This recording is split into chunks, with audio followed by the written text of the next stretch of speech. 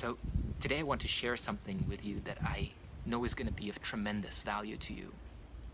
Because when I discovered this within myself, it was of tremendous value to me. And I know that our soul journeys are very similar in a way. In many ways, they're entirely, different worlds. But at the same time, we all have these common lines of the way we move through life. We all want more love or more fulfillment or more of the things that we desire. We all want less of the pain, the suffering, and the darker sides of life. And we all feel like there's not really enough time to do everything that we want to do. And so on that level of commonality, I know that what I am about to share with you is going to be of benefit. And so I want to start off by giving you the context of this very briefly, because about a year and a half ago, I made a shift in my life. I went from working a corporate job, 9 to 5, 2-week vacation, to the realm of entrepreneurship, to starting my own business, to building my own team, to discovering my own products, to managing how all of this is growing, managing how all of the problems and the losses and the mistakes arise. And whether that's your particular path or not, the same can be applied whether you're building a family or whether you are part of a bigger corporation and you love your job and you're really involved and attached and engaged in that, or any other endeavor, be it sports or artistic pursuits. It doesn't really matter. The core of it is this: that as I went into this journey, despite all of the training that I've had, which was over a decade of spiritual training, personal development, all the Tony Robbins stuff, all of the gurus and teachers and mentors, and all of the investments that I made in myself to optimize my experience, to optimize what it is to be a human being. Despite all of that, I fell for this very, very, very common trap. And the reason I want to share this with you is because many people don't even notice that they have fallen in. And it took me at least half a year to realize what was going on. It's probably been running for at least half a year, if not more. But it was only really in the past, couple of weeks that this really hit me. And here's the core of it. The core of it is value. So where do you place your value? And I'm talking here about self-value. A lot of the time when we have external responsibilities, be it family or our business or our work, etc., we inevitably, unless we are extremely aware and conscious of what's happening, we start to attach our self-worth, our self-value, to the ticker tapes of how we're performing in any given field. If you're like a sports professional, then of course your self-worth or your self-value can be attached to your stats. What's your hidden average, or what's your goals against average, what's your save percentage, where's whatever it is. If you're in business like me, then you're looking at the profits and losses and you're saying, oh my God, oh, it went down, it went up.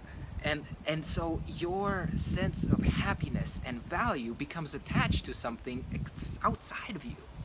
And I know it feels like you can control it, but the reality is that anything external to you is always going to be changing.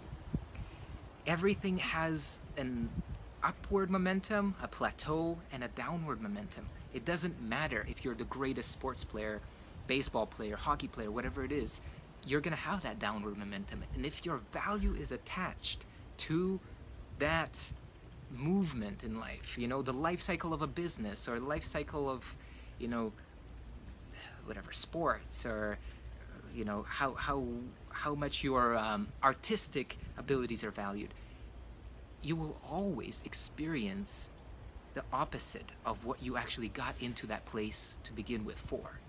What I'm saying is that we get into business, we get into our passions, whatever it may be, because it has a momentum of excitement about it. It has a sort of a draw. It has a charm. It has something that says to in us and to us, yes, I want that. Yes, and so we take that step.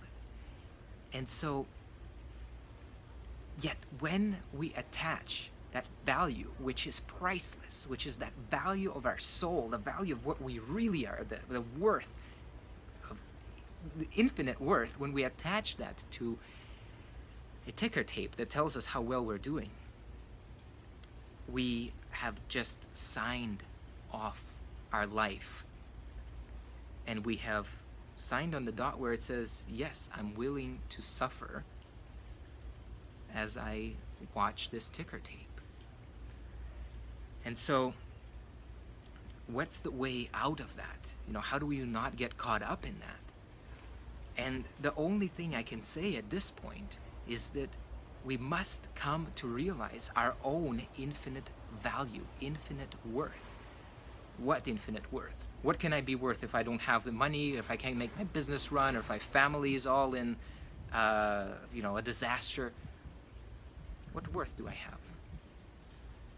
The worth that you have, the value that you bring with you everywhere, is not of you, but it is the very essence of life itself.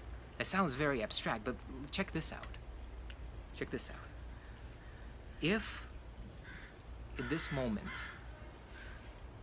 you were to give away everything that you've ever achieved, all of your trophies, all of your money, all of your possessions, maybe even if all of your friends and family were taken away from you, because this is not an unrealistic experience. It happens to people.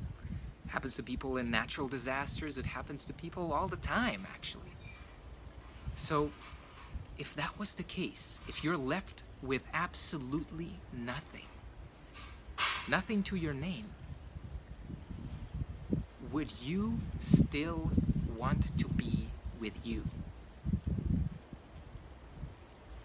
Would you still find value in this person that you are?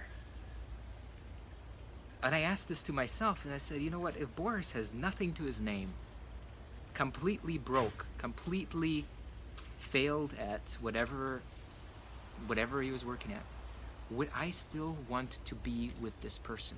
Would I still want to be with Boris? Would I still find it of value to invite him over to my house and spend time with him? Would I still feel like, as a friend, this person is valuable to me? And when I looked there, when I looked into that pinhole of what would it be like, it's that pinhole that we never really want to look into, because we are always thinking like, okay, I don't want to look at that worst case scenario. But when we do, we can actually discover something really cool. When everything is stripped away, and I was asking myself that about Boris, about myself, I felt like, of course I would want to spend time with him. Of course I would love him. Of course I would want this person to be next to me, because there is that intrinsic aliveness, intrinsic value. So when I looked at myself and I removed all of those things that I thought are, determinants of what I'm worth or of my value, and I asked myself that question, I realized that, why, of course I would love to be with myself. I realized that I have value that has nothing to do with how much money I make. I realized that I have value that has nothing to do with how many friends I have or what my status is. There's some intrinsic value to me that is just pure, just like this. Like right now, whatever I'm sharing with you, I hope that you're feeling some sense of that value that's independent of things that I have. Now you may say maybe it's dependent on things that I know, or it's dependent on my level of awareness, but these things are intrinsic to me, you see. They're not external things. Now, do you have something within you that is of value, even if you had nothing else? It's worth pondering that. It's worth sinking your teeth into that and really tasting what that value is, because it's there. I know that each one of you watching this is incredibly valuable because of what you are. Now, we can challenge this also and say, like, when you look at people, and we can see that there are some people that don't seem to bring any value, that don't seem to really add anything to our experience. In fact, there are some people that, you know, when you get next to these people, it feels like, boom, all the joy disappears, things don't feel right. Why is that? I tell you, the only reason for that is not because there is no intrinsic value, but it's because they believe that they do not have intrinsic value, and so they display or express that belief through their energy field, through their body, through their emotions, through the way that they think. But if any one of them were to suddenly realize that, wow, I'm valuable as a human being, that's a very low rung of value, because you're really valuable as spirit, you're valuable as an inseparable part of God, of this universe, of life itself. So of course there's that infinite value in each one of us. So my challenge to you is to really ask yourself this question and contemplate it. Contemplate the idea of, if everything's stripped away, would I still like myself? Would I still want to be with myself? Would anyone still find value in me? And let that answer come, not as, oh yeah, of course, you know, yeah, I read spiritual books, I'm of value. No, let that answer arise in you in such a way that it dispels this illusion of my value depends on something that I have or something that I achieve. Let it arise in a actualized way so that you really feel it. And the way to do that is you just sit down and close your eyes and ask yourself that question. Allow yourself to feel through it. Allow the doubts to arise. Allow the fears to arise. And you just sit in the midst of them. Let them burn out. Don't push them away. Don't tell them they don't belong here. Don't tell them how valuable you are. But let them come, because that's what's sitting on top of the infinite self-worth that you have within you. There's all this debris of doubt and fear and confusion. So as you may first contemplate this, you may bump into some of those, but no matter. Stay with it.